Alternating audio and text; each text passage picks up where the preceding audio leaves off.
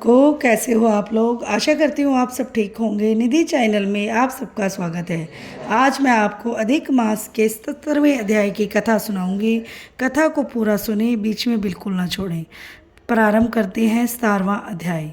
नारद जी बोले, हे कृपा के सिंधु, उसके बाद जागृत अवस्था को प्राप्त उस राजा दृढ़ धनवा का क्या हुआ, सो मुझसे कहिए, जिसके सुनने से पापों का नाश कहा गया है। नारायण जी बोले, अपने पूर्व जन्म के चरित्र को सुनने से आश्चर्ययुक्त तथा और सुनने की इच्छा रखने वाला राजा दृढ़ धनवा से वाल्मीकि ऋषि फिर बोले।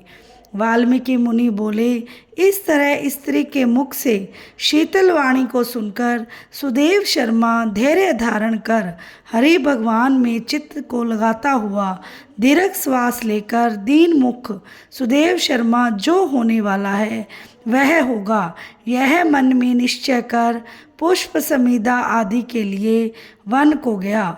इस प्रकार करते उस सुदेव शर्मा का कितना ही समय बीत गया। बाद किसी दिन समीधा कुश फल पुष्प आदि के लेने के लिए वन को गया।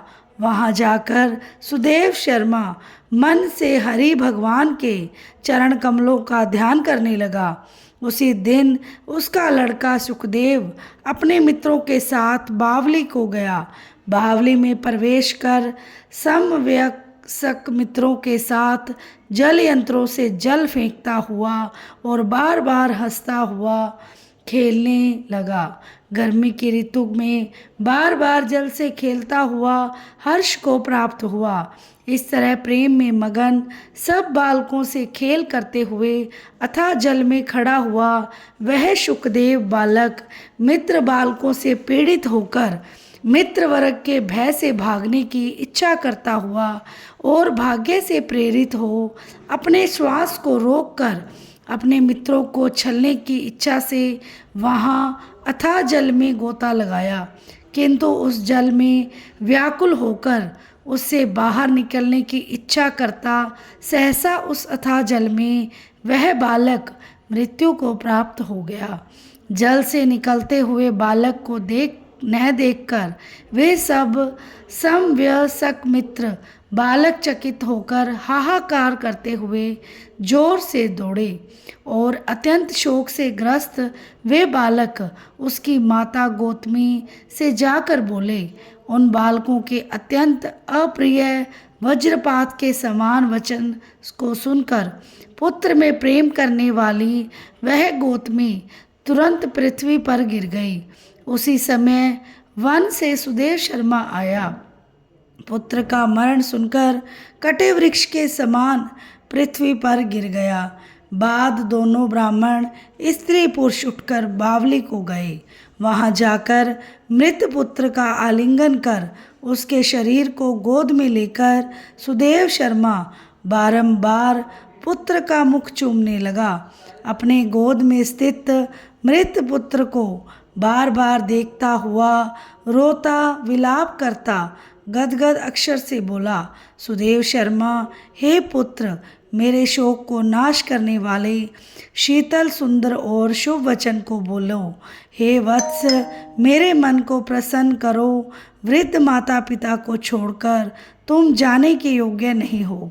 हे वत्स, वेदाध्ययन के लिए तुम्हारा श्रेष्ठ मित्र तुम्हें बुला रहा है और बड़े हर्ष से पढ़ाने के लिए उपाध्याय तुमको बुला रहे हैं। हे पुत्र, शीघ्र उठो, इस समय क्यों सो रहे हो? तुमको छोड़कर घर नहीं जाऊंगा। घर में मेरा क्या काम है? तुम्हारे बिना इस समय मेरा घर शून्य जंगल के समान हो गया है। तुमको फल मूल प्रिय हो तो मेरे सामने से उठो। यदि नहीं उठोगे तो वन को भी नहीं जाऊंगा। वन में क्या काम है? मैंने कोई निश्चित काम नहीं किया और ब्रह्म हत्या भी नहीं की। फिर किस कर्म के फल से मेरा पुत्र मर गया? ओ ब्रह्मा, तुमने ऐसा करके कौन सा बड़ा फल प्राप्त किया? हे निर्दय वृद्ध दीन, मेरे नेत्र को लेकर निर्धन का धन और दोनों स्त्री पुरुषों का सहारा इस पुत्र को हरण करते तुमको लज्जा क्यों नहीं होती? सर्वत्र तुम दयालु हो, परंतु मेरे विषय में निर्दय हो गए हो, सो क्यों? अहो आश्चर्य है, मेरे भाग्य से यह उल्टा कैसे हुआ? स्वभाव से सुंदर पुत्र की खोज इस समय मैं कहाँ करूं? हे पुत्र, तुम्हारे मुख और सुंदर नेत्र को कहाँ देखूंगा? मेघ जल को बरसाता है, पृथ्वी धान्य को प्राप्त करती है, पर्वत रत्नों को और समुद्र मुक्तासार मणि को देखते हैं, परंतु उस देश को नहीं देखता हूँ जहाँ मरा हुआ पुत्र मिलता हो, जिसके शरीर का आलिंगन कर हृदय के ताप को छोड़ता है। हे वत्स, तुम एक बार शीघ्र वचन सुनाओ और दया करो। तुम्हारी माता लज्जा छोड़कर चील के समान अत्यंत विलाप करती है। हे पुत्र, उसको देखकर तुमको दया क्यों नहीं पैदा होती? माता पिता की आज्ञा बिन तुम कभी भी नहीं गए। हे पुत्र, हम दोनों से बिना पूछे ही दूर के मार्ग को गए हो क्या? इस समय किसके वेदाध्ययन की उत्तम वाणी को सुनूंगा? हे वत्स, आज तुम्हारे और तुम्हारे मनोहर मधुर वचन के स्मरण से मेरा हृदय 100 टुकड़ा नहीं हो रहा है, क्योंकि मेरा हृदय लोहे के समान है। हे कौशलेंद्र राजा दशरथ, तुमको हम धन्य मानते हैं, क्योंकि रामचंद्र के वन जाने पर पुत्र के ताप से दग्ध वे प्राणों को नहीं रख सकते, परंतु पुत्र के मर जाने पर भी जीवित रहने वाले मुझको धिक्कार है।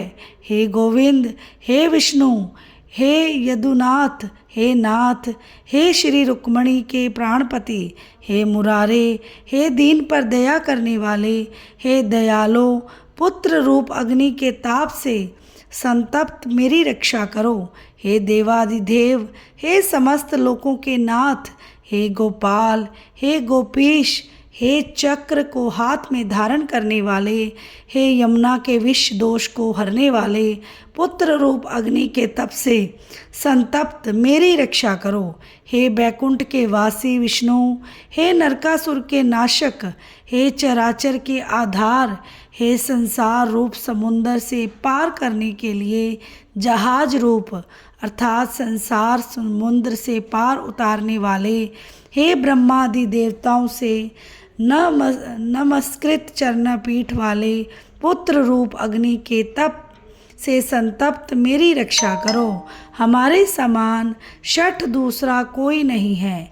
जो मैंने देवकी पुत्र श्री कृष्णचंद्र के वचनों का उल्लंघन कर पुत्र में दुर्दशा की, कौन हभागा पुरुष भाग्य में न रहने वाली वस्तु को प्राप्त कर सकता है? बोलो श्री कृष्ण भगवान की जय हो। कथा के अंत में हमें कीर्तन अवश्य करना चाहिए। आप भी मेरे साथ साथ कीर्तन कीजिए।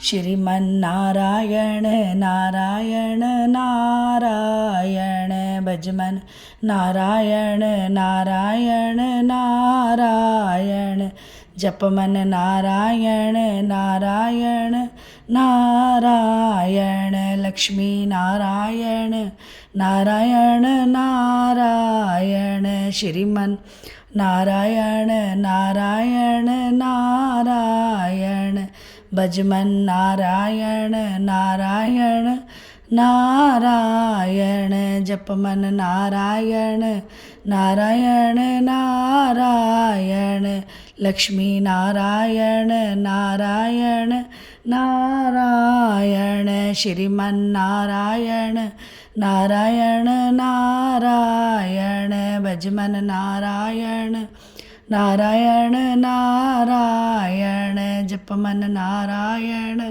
नारायण नारायण लक्ष्मी नारायण नारायण नारायण श्रीमन नारायण नारायण नारायण भजमन नारायण नारायण नारायण जपमन नारायण नारायण नारायण लक्ष्मी नारायण नारायण नारायण श्रीमन नारायण नारायण नारायण भजमन नारायण नारायण नारायण जपमन नारायण नारायण नारायण लक्ष्मी नारायण नारायण नारायण। बोलो श्री लक्ष्मी नारायण भगवान की जय हो। वीडियो को लाइक, चैनल को सब्सक्राइब करना ना भूलें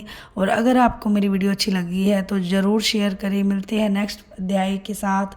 राधे राधे।